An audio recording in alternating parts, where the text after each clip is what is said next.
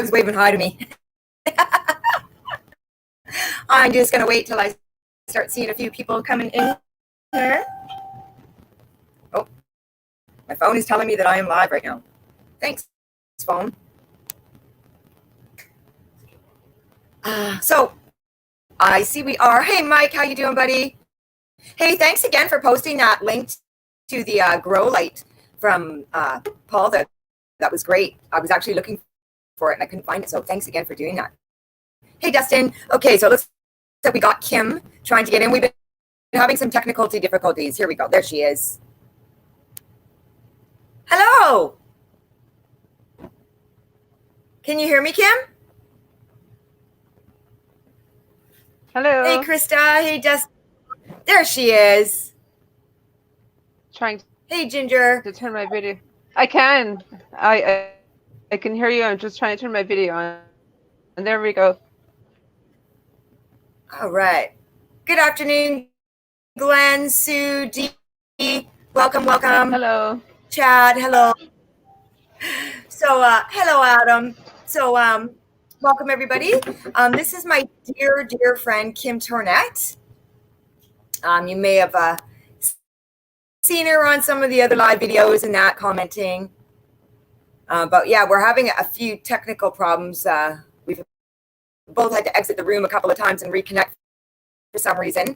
So bear with us. We're hoping this makes it through with no glitches.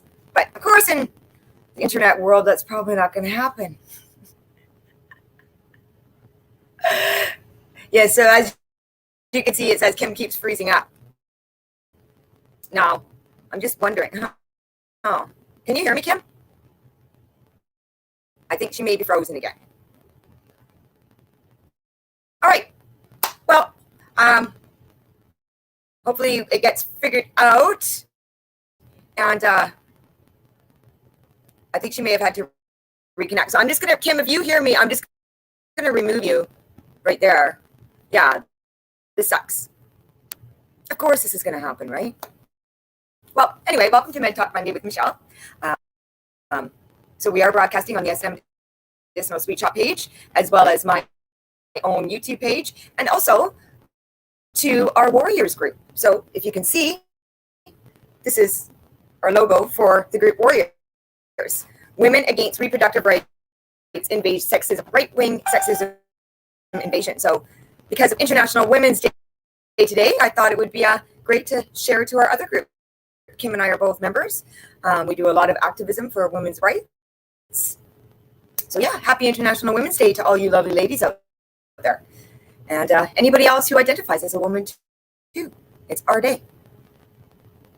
So yeah, Krista, she is frozen. She has sent me a bunch of links. So as you can see, I do have a ticker scrolling across the bottom. These are all links that Kim has sent me. I'm going to change it up throughout the show today. But this is the Giamatti Foundation. That's the link on the bottom. These are going to all be links that are support groups and way that people can find information on Lyme disease, because that is the topic today. So I'm going to leave that one up there for a bit. Also, in the comments section, if you had a look at the very beginning, at the top of the comments, I also shared a bunch of different links that Kim sent me. Really helpful information. They're all done in PDF form, so you can copy the link, you can share it. Oh, looks like she's back in the room. We'll see. I just see her popping in the back door here, but I don't see your face yet. But yeah, so everybody, if you want, you can take those links, share them. There we go. There you are. Hello.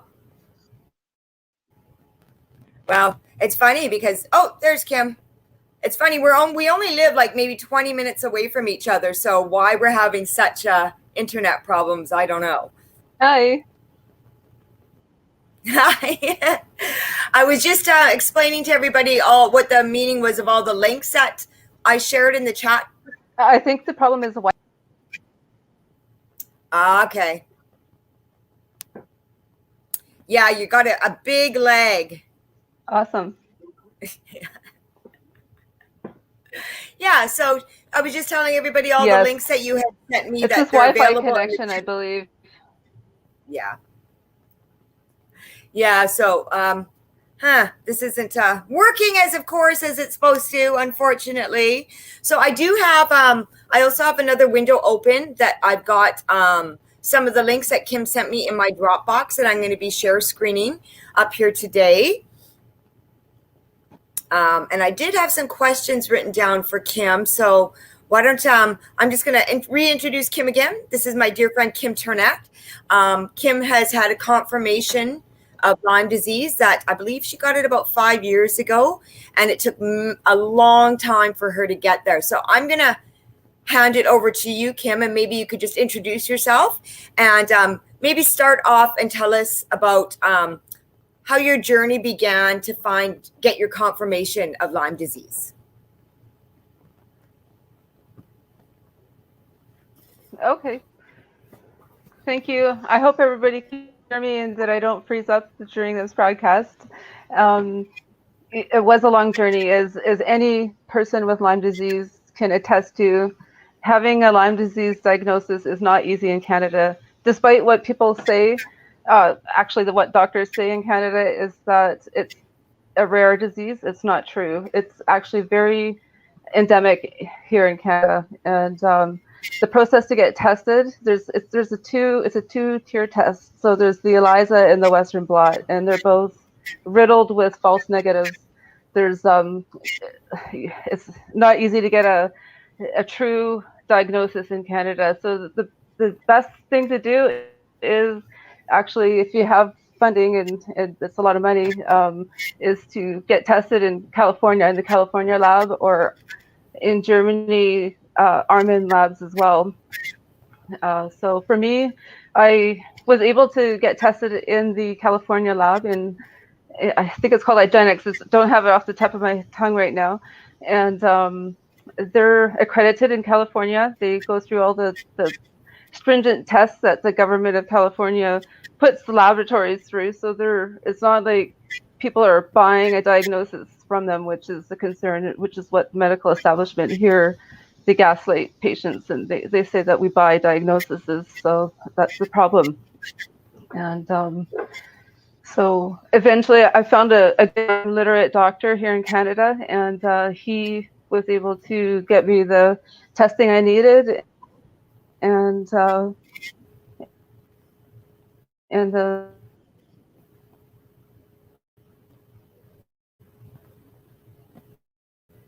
proper treatment, able to function again somewhat normally. So Kim, when you mentioned the two-tiered testing, now is that because, like we've discussed this before, Lyme's, people don't understand there's a difference, like there's Lyme and then you end up getting chronic Lyme, which is pretty much you're going to have it for the rest of your life if it goes untreated. So is that the reason why we have the two-tiered testing? No, I don't believe so. The two-tiered testing is actually the medical establishment's way of screening the Lyme disease in Canada, and it's not very effective. They're not getting a true picture of what the Lyme disease rate of infections are happening in Canada. And if you look down to the States, the CDC reports up to 300,000 new cases every year. And I know that in Canada, Nova Scotia, New Brunswick, Ontario, Manitoba, BC, all of the provinces, even as far as Edmonton, in the wintertime, there's been ticks that are still alive and whatnot. So they're pretty hardy little creatures. And it's not just ticks that transmit Lyme disease. There's also spiders, bed bugs, mosquitoes. There's other ways of getting the infection. So when you say that there's other ways that to get Lyme, is it not true that it just doesn't come from whether it be any type of insect bite? But I know, like from once you got your diagnosis, isn't it true that you found out that it can also be transferred in vitro, and also it can be transferred as a sexually transmitted disease as well? Yes, recently, actually just last year in Canada, it was recognized that Lyme disease can be transmitted congenitally from mother to baby while during the pregnancy. And there's some newer research. It's being debated, but it's that it's also sexually transmitted. So there's, Well, there's larger health consequences for sure. That could be such a, with the way Canada is looking at Lyme disease right now compared to the United States, and that's a very scary thought that it could be transmitted that way, when people don't really know too much about it. So I just wanted to ask you more about, like, when we were talking about the two-tiered, and so can you just explain a bit more, like, what happens, like, because I know we were talking about this last night, like when you initially get bit by a tick and you can get treatment within a certain amount of time, you can actually be cured of Lyme disease. But if it goes untreated, can you explain a bit more about that? Sure, yes. From what I know from some of the doctors in some of the groups that I'm involved with, is that they suggest being treated with, but if you've been bitten by a tick, within 30 days of a good solid course of antibiotics, not one or two pills, which is the standard treatment. 2 pills of doxycycline is not going to be enough to kill that Lyme infection. You're going to need, at least for an adult, you're going to need at least 6 weeks of doxycycline. And children, it's a different, I think it's amoxicillin they're giving children for a minimum of 4 weeks. And there's reasons for that. And actually, I have a quote here from Dr. Murakami that explains it.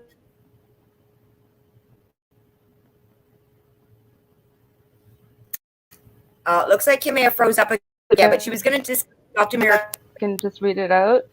And sure, I actually got Dr. Murakami. Treating with cannabis. I have Dr. He treats Lyme with cannabis. And so he says,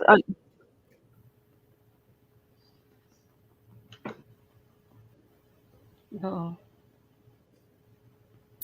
We can hear you. I do have the link to Dr. Murakami with what you sent me regarding the treatment with CBD. That is the link scrolling across the bottom. And it's also one of the links that I have shared in the chat. So if you scroll back to the top of the chat, you're going to see about 4 links that I've shared there for everybody. So that is Dr. Murakami. Kim, just wave if you hear me. Breathe again. Okay. Oh, I can. There you are. Yeah, you're frozen up on me. Maybe what I'll do is I have the link to Dr. Murakami in my screen here, so we can actually bring it up.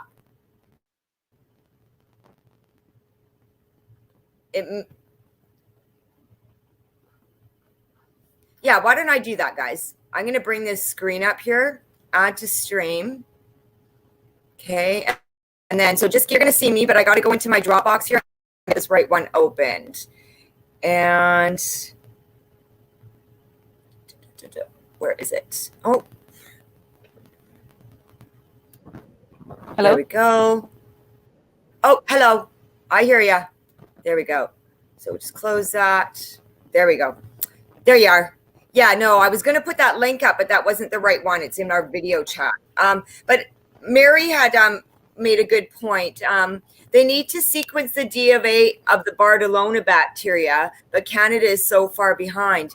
Kim, can you explain to us a bit more what the Bartonella bacteria is?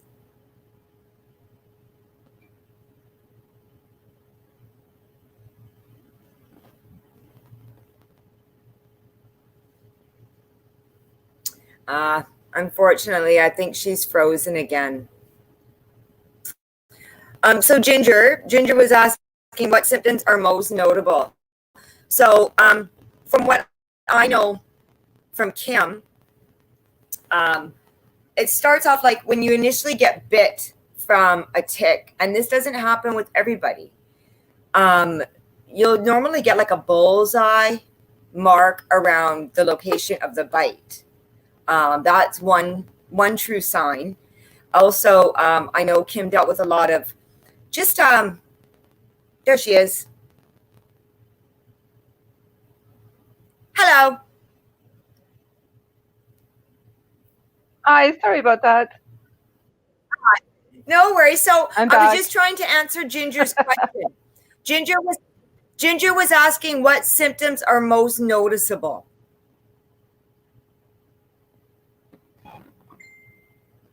Okay.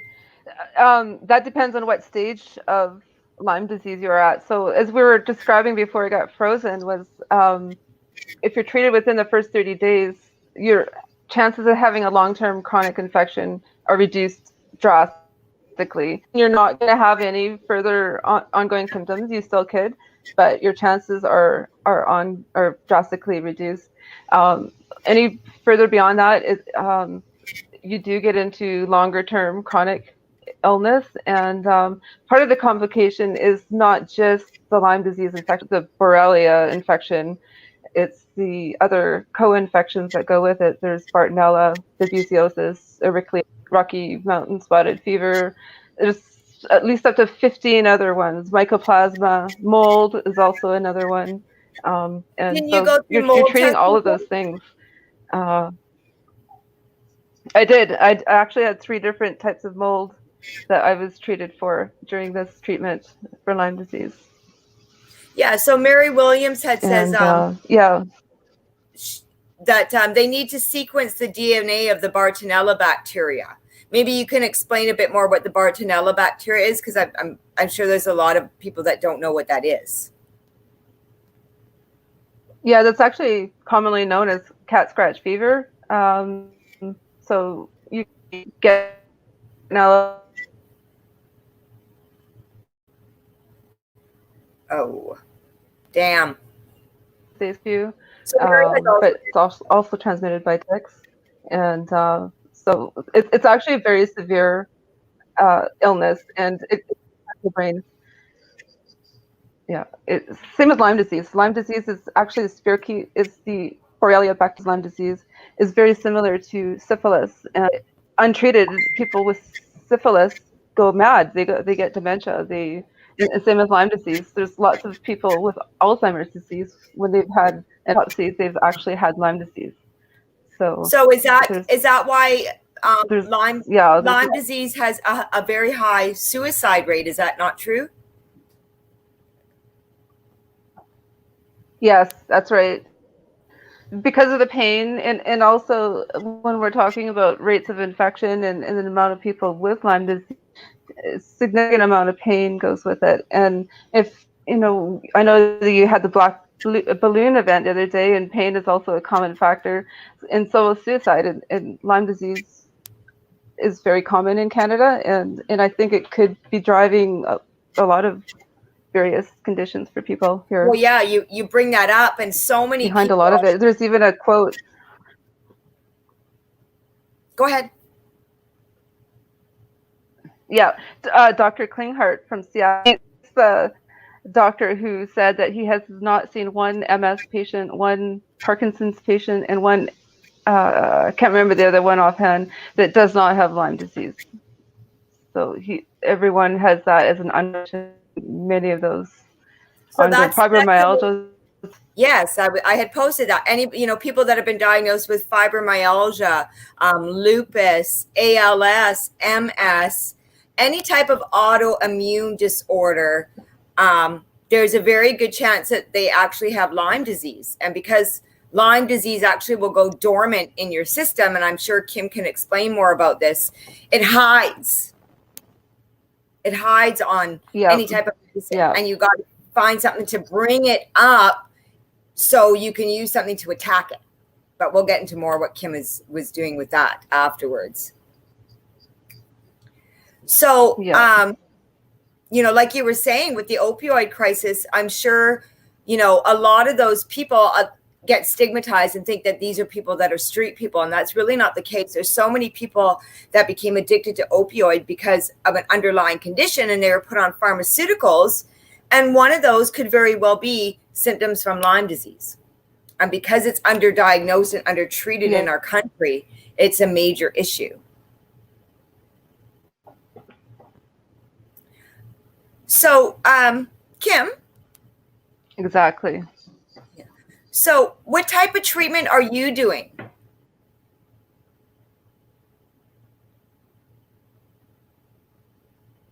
I started out with antibiotic treatment because I'd been bitten, and about 12 gone by before I had any realization I had Lyme disease. So my Lyme infection had taken over my body at that point, and I had to, the first course of treatment was to stem back the overload of the infection, and so that was through antibiotics. I was on antibiotics for a year and a half, normally recommended by the medical establishment, and that's why a lot of Lyme doctors who treat Lyme patients, that's why a lot of times they're threatened with having their medical license revoked, and so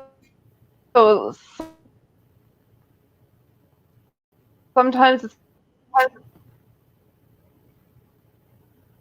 underground. Treatment goes underground, and lucky for me, I was able to find a Lyme literate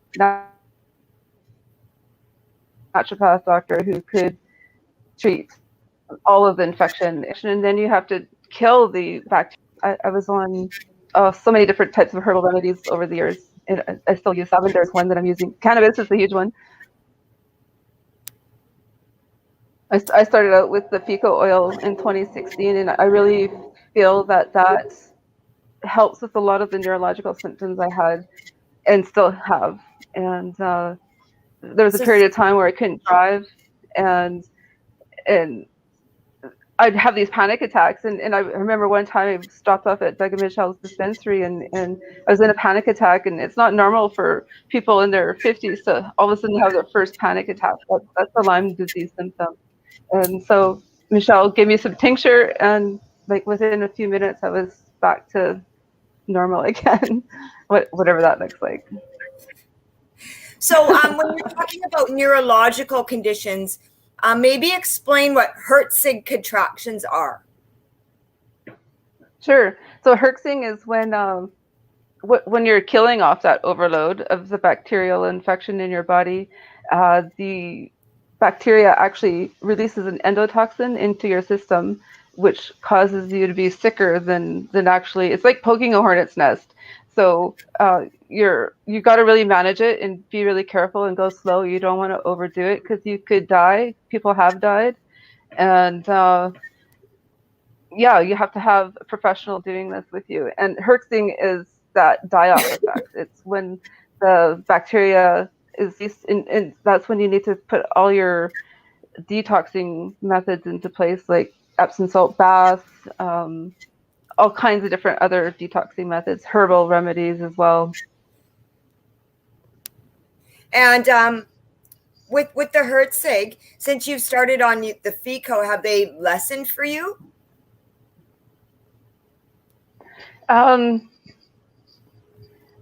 Yes.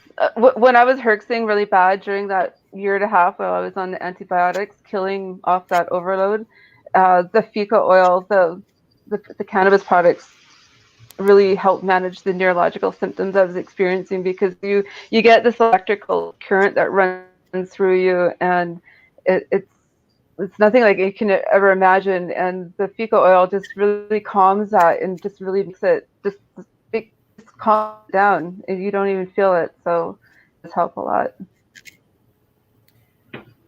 So we are a cannabis page, and we are talking about cannabis and how it's been working with Lyme disease. So Kim, it just kind of came to me, what would have happened if we weren't here for you? Like, everybody knows we got raided by the CSU. What if we weren't able to help you? What would you have done? Like, where would, you're a licensed medical patient. Could you have grown it yourself and started making it yourself, or? Not when I was as sick as I was. There's no way I could have grown and processed and done all the work it takes to make the Fico oil while I was treating Lyme disease. I needed a dispensary. I'm so glad and grateful you guys were there. If you weren't there, oh my God, yeah, what are my options? It would have been the medical establishment, I think. I don't know any other people here. I'm sure I could here on the coast that deal with cannabis, but the products that you guys make, I know are organic and I can trust it. So that's why it's helped me a lot. Hence the need that we need to have more medical dispensaries with people with knowledge working in them. But there was a couple more questions that I had for you. I forgot my book, of course, that I had the questions written down in.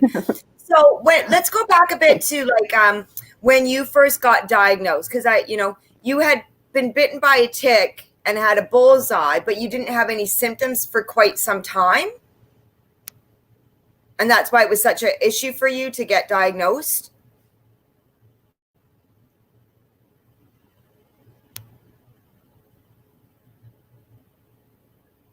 I don't think we lost her. I think we might have just got a big leg. Oh, we might have lost her again.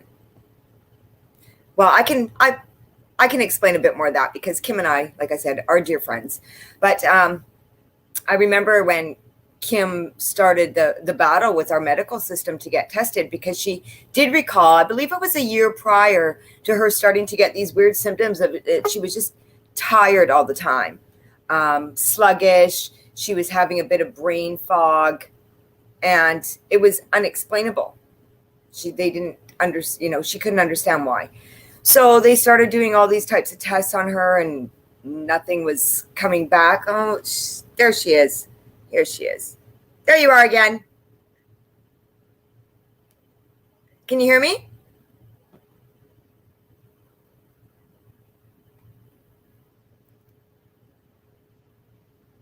So I was just, unfortunately, I don't think we're going to, yeah, she's frozen up again. So, but I was with Kim and watched the journey that she went on to finally get her Lyme disease test. And it cost her well over $20,000 out of her own pocket, because our medical system refuses to recognize that people suffer from chronic Lyme disease. So Kim ended up having to find the lab down in California on her own and get her blood taken here and have it packaged up properly and sent down there to have it done. And like I said, it cost her well over $20,000, and she's still paying it off to this day. And I know Kim ended up having to be off work for over a year because of it. Can you hear me yet, Kim? Well, unfortunately, of course, Facebook doesn't want to work with us today. But like I said, folks, there are the links in the chat to all of the information that Kim had sent me regarding Lyme's. And I'm sure if Kim wouldn't mind chatting on a personal level with any of you, you can contact her via myself and we can all get you hooked up. That's not a problem. But I only got 2 of you in here now, so I'm going to spark this joint back up and probably say, oh, let's bring these comments back here so I can see who's actually here, because I got the ticker going. Oh, there we go. All right. Yeah. I had to take off, but I had to catch a ride. Okay. Bye, Mary. Take care. Okay. There we go. Is she back in? Add to stream. Let's see. Can you hear me now? I can hear you. Yeah. Okay. Well, I was just, yeah, I can hear you. I was just kind of explaining to everybody the journey as I watched you go through it to finally get your diagnosis, and the struggle that you had to do, and the over $20,000 that you had to pay that you're still paying off.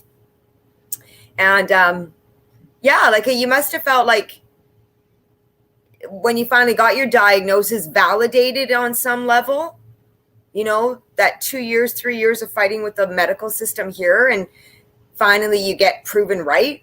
Like, how must have that felt for you? Oh, truly validating. It's like you're being heard. You're everything you've experienced is validated. Yeah, it is indescribable how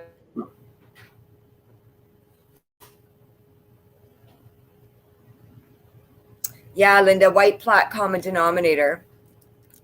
Um, put that up there. I think we were also talking about how it goes dormant as well, and I think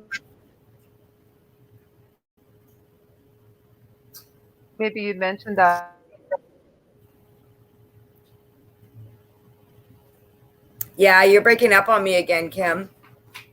In I'm wondering if it's because of StreamYard. Now, if we were to just close this and open up a live on Facebook, if I could bring you in.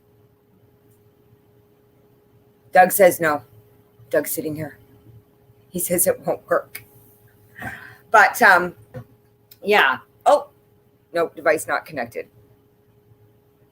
Yeah, so that's the big struggle that Kim has gone through. And like I said, we're close friends, so we've been all witnessing this on a very personal level with her. That's what happens. Lyme's will go. What do you?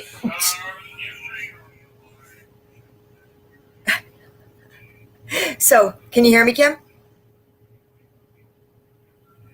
So one thing I was discussing with another friend of mine, she had actually, she's in another Facebook group, and it's called Long Haulers. And it's about people that have long-term side effects from COVID. And what they have discovered is the majority of the people that have got ongoing symptoms from COVID that they call long haulers is they all have autoimmune disorders. So with respect to that, I would have to say there's a lot of people that have got Lyme disease that maybe possibly didn't know it, have a lot of the symptoms, and it wasn't until they got COVID that finally, once they got rid of the COVID, all of their Lyme symptoms were popping up. You remember, Kim, can you hear me now? I can see you moving your head, so I think we got a better connection. I can. Okay. I was just talking about our conversation before about the long haulers group from people that are still suffering from ongoing symptoms from COVID, that there's quite a possibility that they could have Lyme disease, and it was just undiagnosed.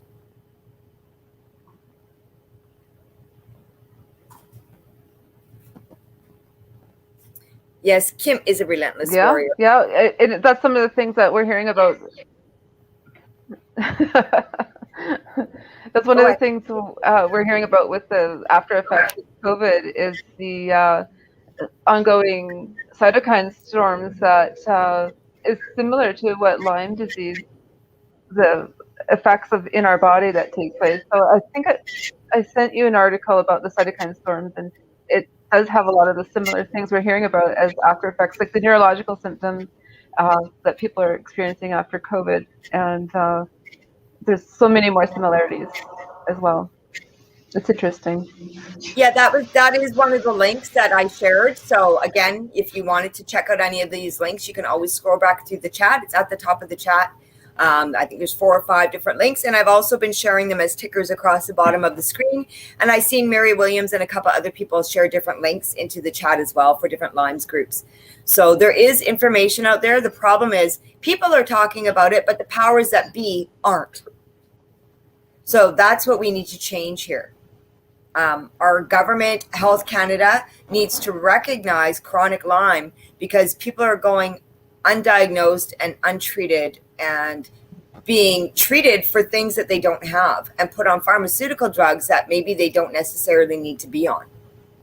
So again, that's what Kim has been doing. She's been treating herself naturally, working with a naturopath, doing all natural medications, plant medicine medications, and using full extraction cannabis oil. Again, a natural plant. Yeah. The thing I like best that my naturopath doctor said,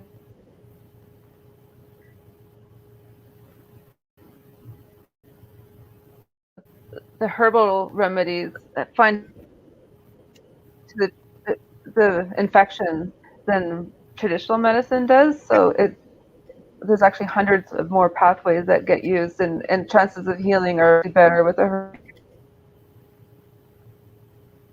Yeah, I don't know if everybody caught all of that. It was breaking up. Well, my apologies, everybody who has tuned in here today. Oh, okay. Yeah, our internet connections are just horrible. But like I said, feel free if anybody wants to talk more about this. Let's use social media right now as a tool. We can always create a private chat room. If you guys would like to chat more with Kim about this, I'm sure Kim, Kim and I can work on that and get that set up. We could just have a private chat and I can connect you with her because, like I said, she's done boatloads of research about Lyme disease. And yeah, she's been very informative. We also have a bunch of other clients that we treat and help that deal with Lyme.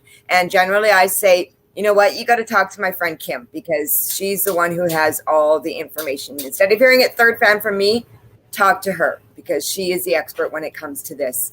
So once again, thank you all for joining us. Our apologies for the internet connection. And again, you can find all of the links that we talked about in the chat. They've been scrolling along the bottom. And reach out. And happy International Women's Day, everybody.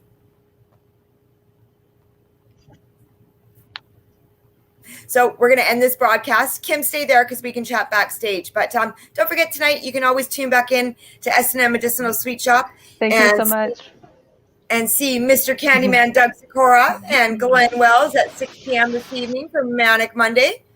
And you never know. I may pop in and play a few tricks on the boys. It is International Women's Day. Much love. Take care.